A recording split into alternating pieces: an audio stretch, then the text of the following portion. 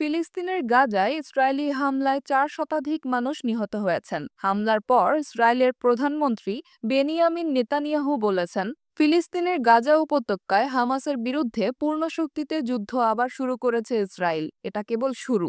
মঙ্গলবার এক ভিডিও বিবৃতিতে নেতানিয়াহু নতুন করে ইসরায়েলি হামলা শুরুর প্রসঙ্গে এই ঈদে জামা জুতো অ্যাক্সেসরিজের ডিসকাউন্ট হামাসকে সতর্ক করেন।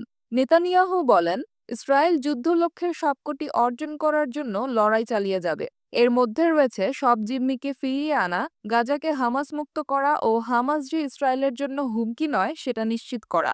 গাজায় ইসরায়েলি যুদ্ধবিমানগুলো থেকে ব্যাপক পরিসরে হামলা শুরুর পর নেতানিয়াহু এমন মন্তব্য করলেন।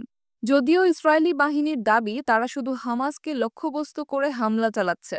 যুদ্ধবিরতি ভেঙে গাজায় ইসরায়েলের নতুন হামলায় ইতিমধ্যে ৪ শতাধিক মানুষ নিহত হয়েছেন বলে জানিয়েছে হামাস নিয়ন্ত্রিত স্বাস্থ্য মন্ত্রণালয়। আহত হয়েছেন কয়েকশো মানুষ। গত ১৯ জানুয়ারি গাজায় প্রথম ধাপের যুদ্ধবিরতি কার্যকর হয়। এই যুদ্ধবিরতির পর এবারই গাজায় সবচেয়ে জোরালো হামলা চালানো হয়েছে।